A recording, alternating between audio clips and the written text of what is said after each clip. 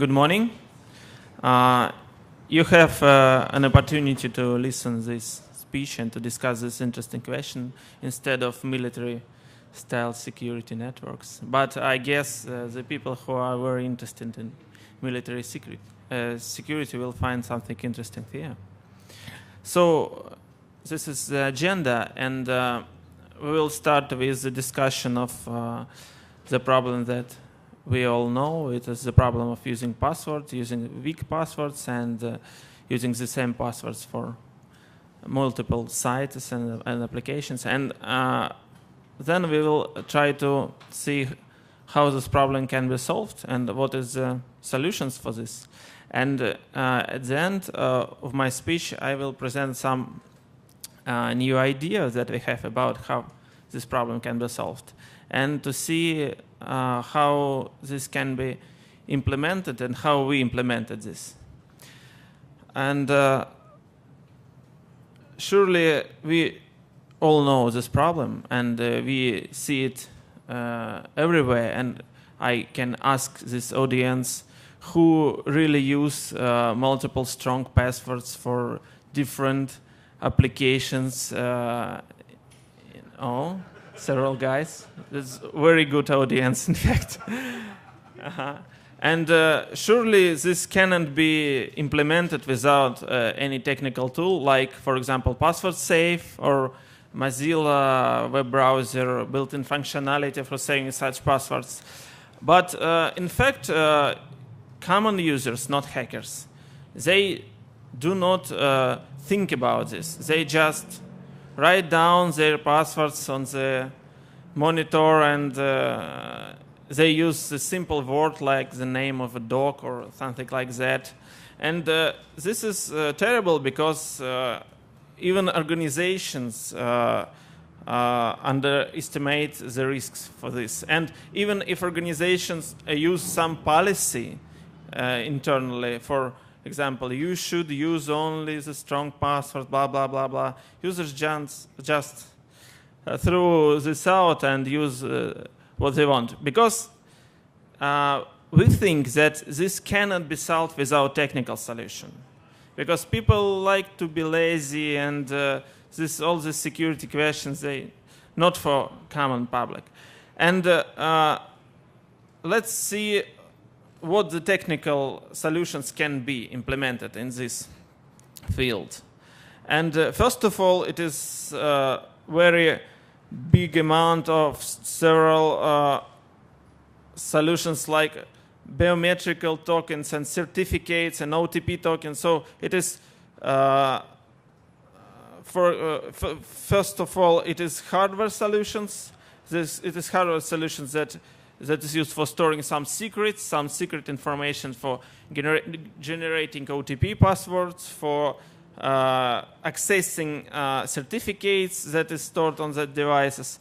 But we can see that all these solutions are not very popular for different reasons. For the reasons of costs, for reasons of inconvenience of such solutions. And you cannot just go to to plain user who just usually uses his passwords and say, take this card and push this button every time you want to log into your site. And he probably will think, what the hell am I doing with this guy? I just will use my plain simple password, and that's okay. That's okay. So the second problem is that we have a lot of already installed systems with already installed schemas that use login and password. And the service providers should think why we should change this login and password schema to some different schema. So they need some input. They need some very big input, because it is about changing the software infrastructure, changing the policies, etc. And we guess that there are at least 3 requirements for such systems that will replace password systems. There are multi-factor authentication, and hardware implementation of such authentication. The other thing that is very, very interesting and useful for service providers is that you should not have limitation on your number of applications you are using, because usually such hardware devices, they limit the number of applications you can use it with. And of course, you should it's difficult to find some applications that can be used for any website, for example. And the third point is that this schema should be implemented in the way of anonymity. And it helps very much for the security of the system. And I will talk about this point a bit later. So what about hardware devices and smart cards? We have the ability to implement such device using Java cards because they have inside it strong cryptography. They have both public key chippers and IS chipper. So that's good for many ways of using these cards. And but such devices have usually have strong application limits. So when you buy some smart card from some producer, and these smart cards surely are used in metro, in public transport, etc. Usually such cards have been locked before they are being given to users. So if the card is locked, you cannot place other applications there, so you cannot use this card for different applications. The good example is PKCS11 tokens, because it is a very good interface. This interface is used by many applications like Thunderbird mail client or Firefox web browser, etc. So this is a very good example how this can be solved, but the task is quite narrow, because this is only about signing some messages or files, and this is about accessing probably through SSL or something or some other protocols that allows to use the certificates from this token. OTP tokens, they have very big problem of the requirement for ID database, because if authentication provider has its own ID database, this ID database can be stolen, and we all know the examples how it was. Surely no one would be dumb enough to keep a database like that. Yeah. And about smartphones that are very popular now, they have the ability to, in fact, they are used for accessing some applications, but it is quite insecure, because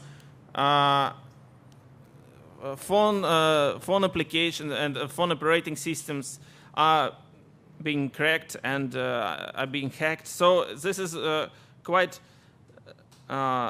simple way of implementing security, and probably in future, when phone producers will allow programmers to access the security device that we have in all GSM, for example, mobile phones, this situation might be better. But for now, we just can, for example, on iPhone, iOS platform, you can access almost nothing from your program. So these secure applications can be implemented at all. And several words about anonymity and what is this about. This is not only the demand of some moral or some other unpractical things that programmers of security systems do, but this is about real practice. When you have no knowledge about the user, the information about the user cannot be stolen. And when we talk about service provider and what he can get from the anonymity, This is about storing only the data that is specified and the data that corresponds to server provider and the user, particular user, no more. So if you just have a, for example, bank and you have some sensitive information about user, it's better to store just numbers instead of names. For example, account numbers and things like that. And one more thing about authentication is that authentication provider should not have ability to abuse information about the users because it should be implemented technically, because every company could have some bad people who can access databases, internal databases, or internal list of certificates, etc. One more thing that I should mention is that in modern world there is a lack of anonymity and privacy, and every day we can see that some points, some advantages of our privacy is being taken by government or other corporations, other places where you should leave your credentials, you should leave your personal data, and that's terrible because you are losing control on your information. You'll all know about this. What we imagine how it can be implemented in a smart way. Imagine that you have a safe, a data container, and you have two keys for such container.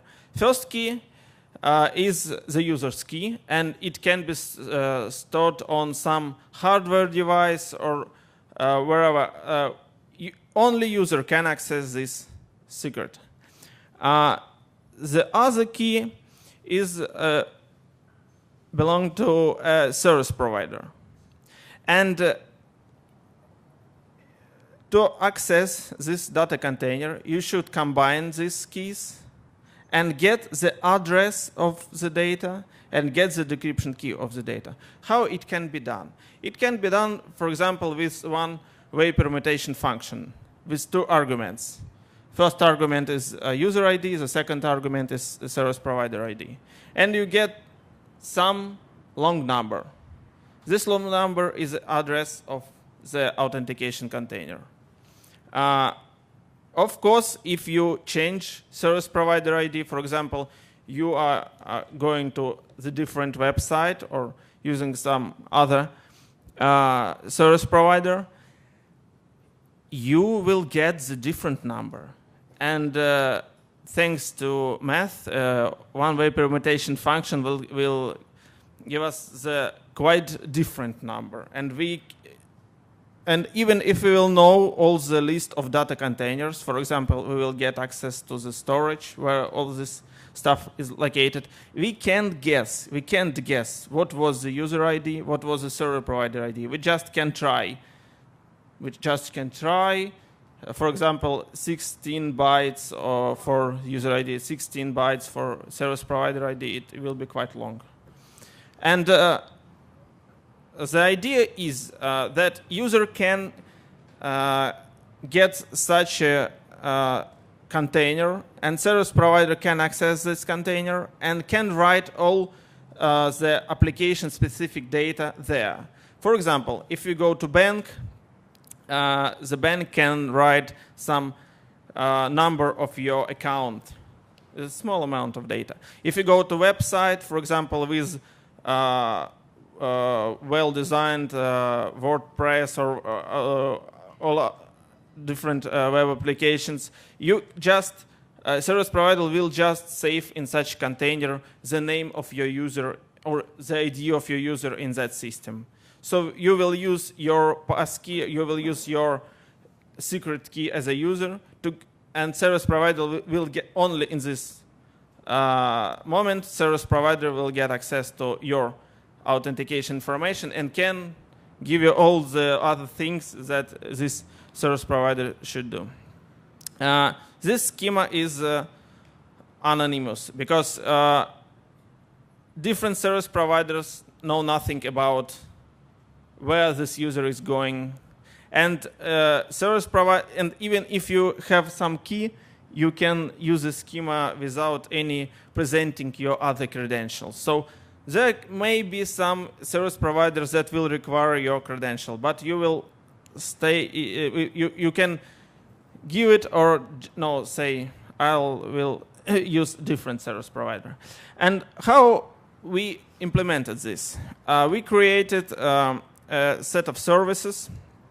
We created a set of services for a user and for service provider, and we created the redundant data storage that splits all these containers to the big number of parts and store all these containers in different points throughout the world. So if even some government will close our servers, the users will give access to the data in any way.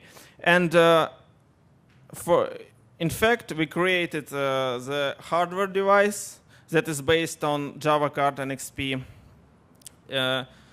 device, smart card token. And this device stores your user identifiers, is a secret number, and you can create server provider that will be used in the previous schema, so user can access to the data for the server provider.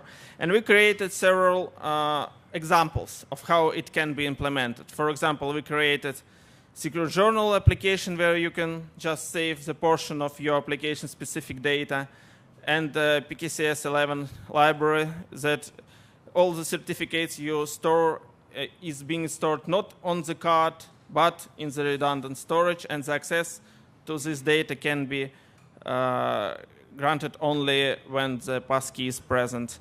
As well as we created some SDKs so users can just try it. And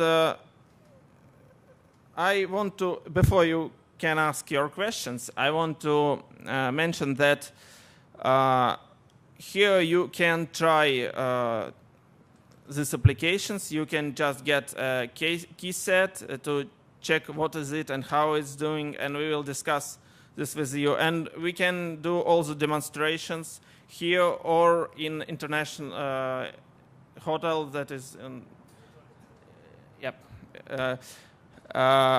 So I guess that's all. You can ask your questions. I will return to the slide you are asking about, and we'll try to explain this in a different way. Yeah. Is there anything to prevent service providers from sharing information with one another? That's a good point. This idea is about do not get a chance to service provider to share the information. But we have some ideas how it can be implemented. In fact, we have some application that demonstrates this. This application is about storing files secretly and sharing files like Dropbox, but with this level of security. So you can, using the specified interface, so both service providers agree to do, to work in this way, you can share the information. Yep. Yes, please. So the service provider has to get this information at some point, right? So what's the method of just storing it anyways? Well, this is, in fact, why I can, as I understand your question, why service provider should use this? Because they can access this in a different way, such information different way. Yes or no? What are you asking about? I'm saying that even if you have this system, the service provider can choose to store the information anywhere, right? Yes, but in this schema, you as a service provider can authenticate your user proofly and securely. And you as a service provider can say, okay, I will authenticate users not with my old login and password schema, but with this schema, and he gets some benefits for it. So you're actually saying that you have to trust the service provider. You, as a user, Yes. have to trust. Surely, yes, because this is about a relationship between user and service provider. Is not about is not about this schema. You surely should trust the service provider, but we, as a authentication provider, can check: is this real? Is this real service provider, or is this just a fake? So there is a secret between authentication provider and service provider, so service provider can prove himself to user through the authentication schema. Yeah, another question. So can you be anonymous to the service provider if the service provider chooses to serve you, while being anonymous? Yep, that's true. So if service provider gives some access to a service that you will not be built or something like that, free service, service provider can know nothing about you. So this is just a new user in the system. So if you're a new user in a system, service provider will save something for you. For example, you can, for example, as it implemented in our journal application, you can save a portion of text on the side, and this portion of text will be stored in such a secret container. And we do not ask, who are you? And who is that guy who's storing this text? We do not want to know this. And service provider can be implemented in this way. So one way to find collusion between service providers, right, would be not to give you real data? As usual. Every service provider has its own ID, well-known name. And you can see the name of the service provider when you are trying to authenticate. In current implementation, we need a program on a computer that will show you the dialog box and ask you, do you want to authenticate blah, blah, blah service provider? But in future implementations, we want this message to be shown on a token. So even if your computer is compromised, it's better to show you this information on your token so you can see it and say, yes, okay, I will authenticate this service provider.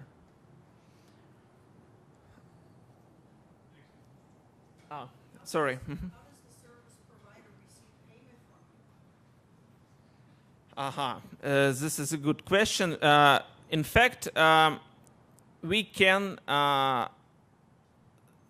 can see all the authentications that was being done in the system, and the relationship between service provider and authentication provider or us is well known and established.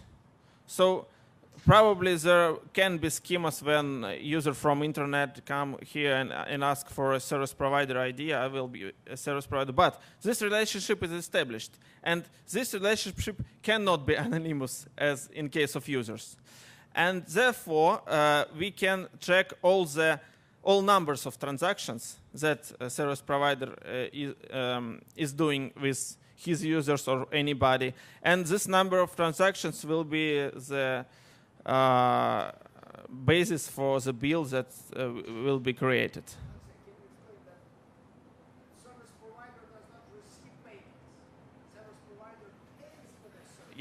Yep, that's true. If you don't get this, this service allows service provider to authenticate users in better way and in an anonymous way, and etc. Therefore, the service provider, if it's not just one transaction in a year, but if it's a big service provider with a lot of authentication transactions, therefore the service provider should pay to this authentication provider to have access to such a large amount of authentications.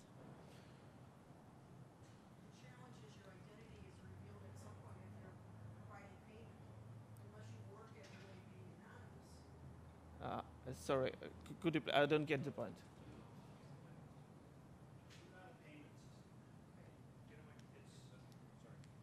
Did everybody hear me okay? Could you repeat the question as well, please? Well, the question was, would you have to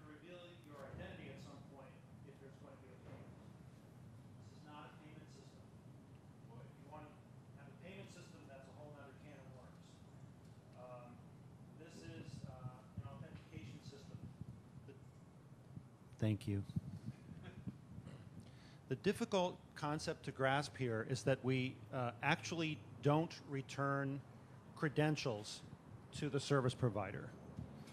What happens is, as Alexy explained, the service provider has an ID, which we know, and we know the name of the service provider that's associated with that ID. So Bank of America Online Banking has a service provider ID. The user has a user ID, and when there is an authentication, we know the service provider ID, so we send a dialogue to the user that says, Bank of America Online Banking would like to authenticate you. And the user doesn't have to enter a username or password or anything. They can just give one click. It's actually easier than username password. At which point this one-way transformation occurs, and that points to a data container in our infrastructure. The data container does not contain user credentials. There's no name, address. There is none of that in this data container. Instead, what's in this data container is only the data that's relevant to that service provider. It's, in fact, what the service provider chooses to put in this container.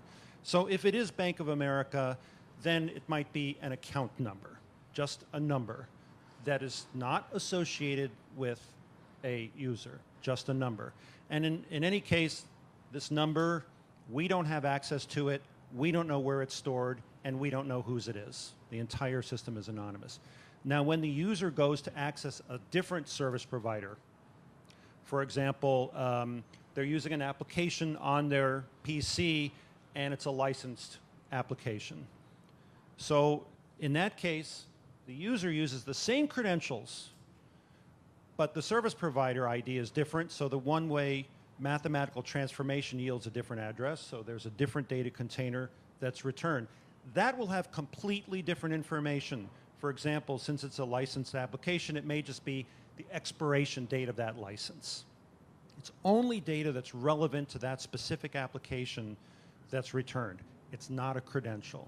So this is how, so there was a question about what if the service provider no longer has to store usernames and passwords and associate them with an account number. That can go away. We don't store any usernames and passwords. In fact, there's no database of users whatsoever. In fact, we have no idea who's using our system, and we don't want to know. No, the question was about payments. We don't pay a service provider.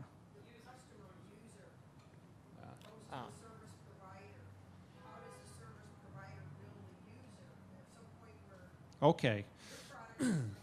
Okay, right. So, thank you, I understand. We bill the service provider, as Alexy described, and that is an aggregate of the authentications done by that service provider and storage.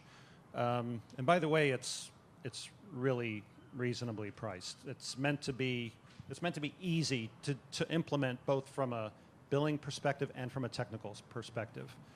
Now, the service provider can decide what they want to do at this point.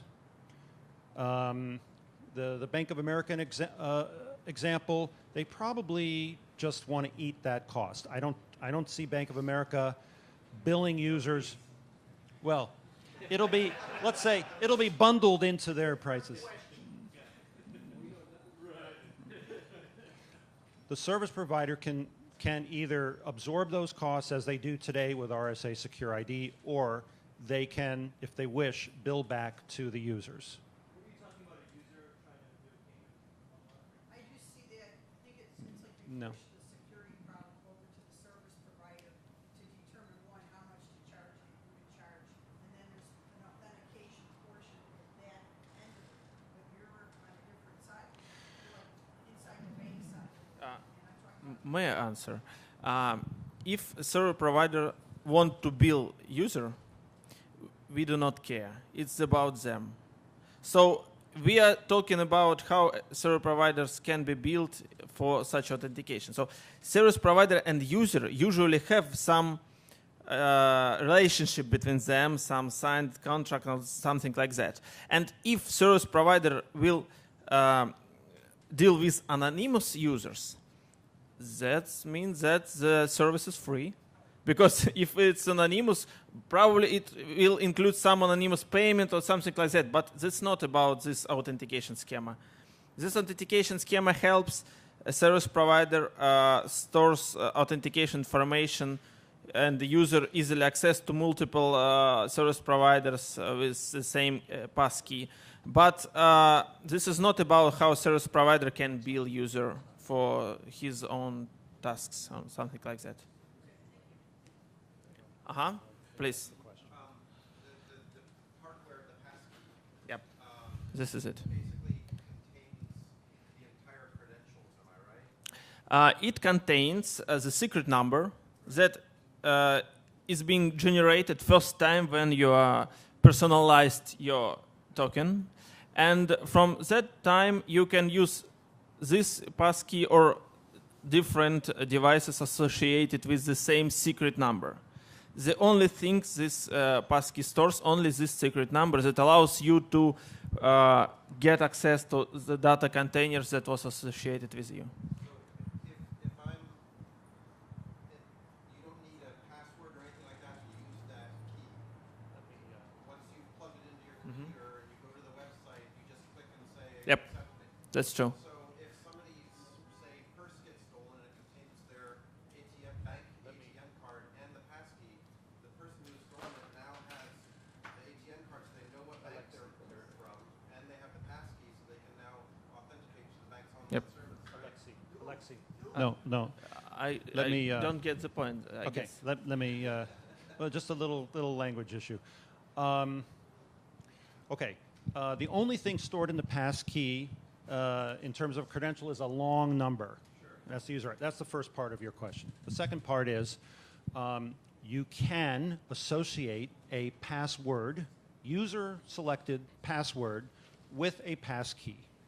This is comparable to a PIN being associated with a bank card. Now, if your passkey gets lost or stolen, it's actually easier than if your bank card gets lost or stolen. If your bank card gets lost or stolen, you have to call the bank. Then they have to verify your identity. That's where it stops working for us because they're anonymous to us, so we couldn't do that anyway. They verify your identity so they know who you are, they know your address, they can send you a replacement. We make it actually easier than that. Along with this passkey, we provide you, when you buy a passkey or receive one from the service provider, you also get a service key. The service key is not a normal key. You can't use it for day-to-day. It's purely administrative. Now, someone steals or you lose your passkey. Using your service key plus your password, you can disable a lost or stolen passkey, and then you can insert a blank passkey into your computer and create yourself a brand new one immediately. The lost one remains disabled forever. The other important point is that the service provider specifies how many factors they want to see. So a service provider can say, the service provider could be Starbucks, Yep. and it's your frequent coffee buyer program, and your passkey is just saying, yes, I'm part of this program. Chalk me up one more latte. So that's a one-factor thing. All you have to do is click. But if you're going to online banking or something like that, then the service provider is likely going to specify that they want to see two authentication factors. So when you get that dialogue, the authentication dialogue from WWPass, it will ask you to present your key, and then it will ask you for your password. You only have to remember one password for all these different applications, which is what everybody wants to do. Sensitive applications, yeah. That's what everybody wants to do anyway. They only want to deal with one password.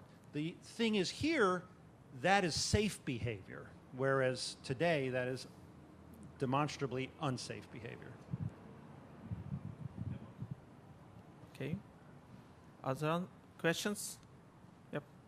So if I understand correctly, if you get your key stolen, you No. This is not true. The data is you all ju- still there. All you need to do is have a blank. We will provide you with a blank key. You can recreate your key, and you will have exactly identical access as you did Using before. your service key, you will go to the services server and will create the new, revoke the old one and create the new one key, and all the information is not stored on the key. So that's Nothing true. is stored on the key. That's why you can create one with identical powers. So I understand it. I'm a user, so I actually have then two dongles, whatever you want to call it. Yes. The master dongle. the Sure. server, Yep, and if the you one will. that I'm going to use to Yeah. authenticate with this container to obviously share Yeah. with some provider or some service. Yeah, And that's true. It gets even more interesting because your service key, or you called it a master key, can be stored someplace safe or can be stored with what we call a recovery agent, which could be a friend or an attorney or whatnot. And they have the ability to, like, you're traveling. You don't have your service key with you, but it's with your recovery agent, whoever that may be. Yep. They can create a replacement key for you, but it's safe. It's sent in an and they can send it to you. Let's say you're in London. They can send it to you, but it's in an inactive state. The first time you use it and provide your password, it becomes activated. So it's obviously forwarded to you via a side channel. Side channel. Yep, that's true. Yes, sir. Your question.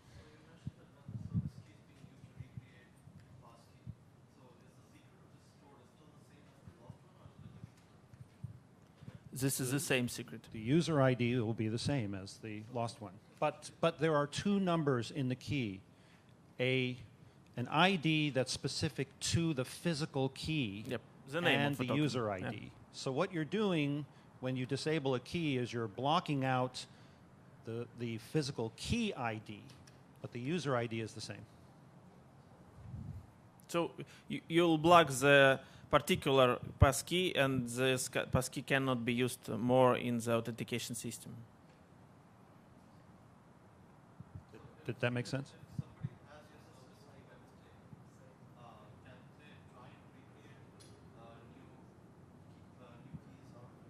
If somebody would have to have your service key, which you don't carry around with you.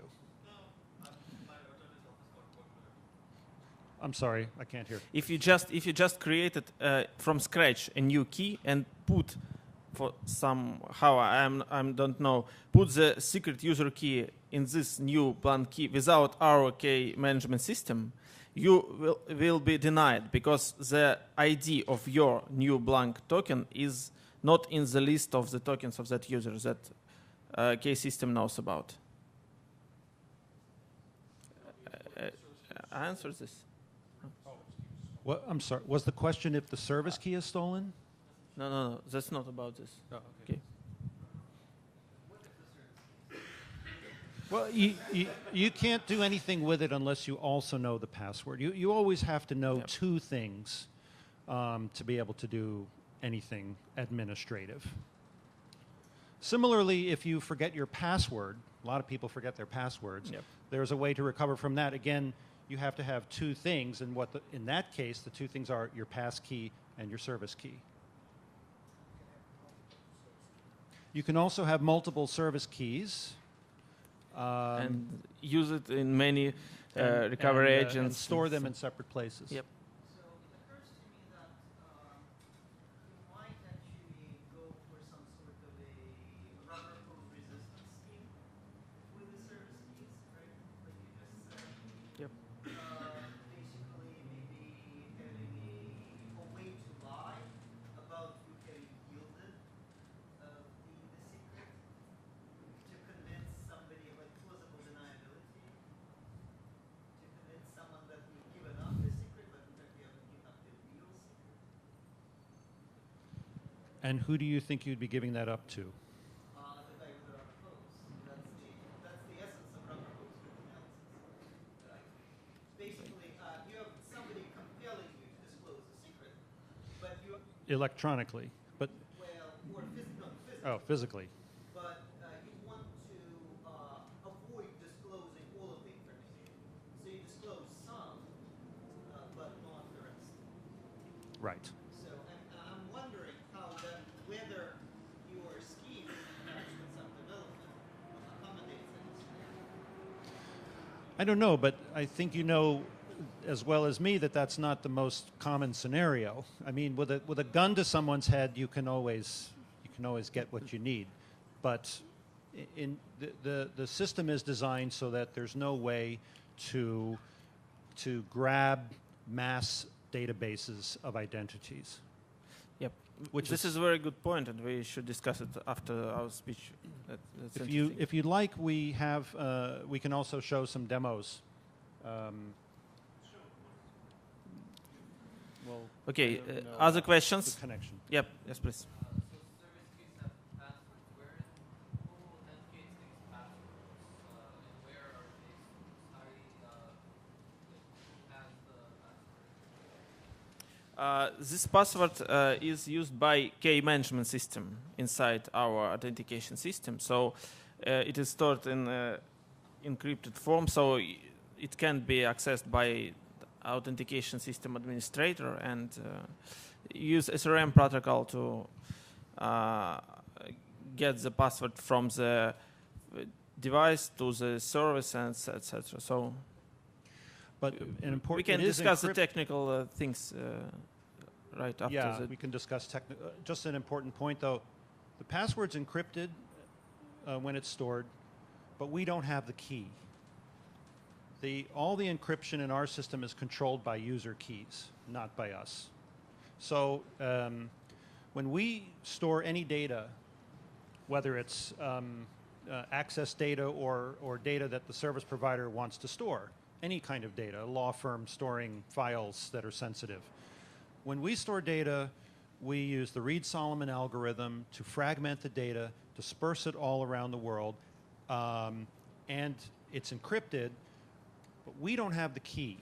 So if you hack one of our servers, it's not Just very the helpful garbage, information because it's a fragment of information that's encrypted with a key that we don't have, and there's no user identity associated with that information, so whose is it?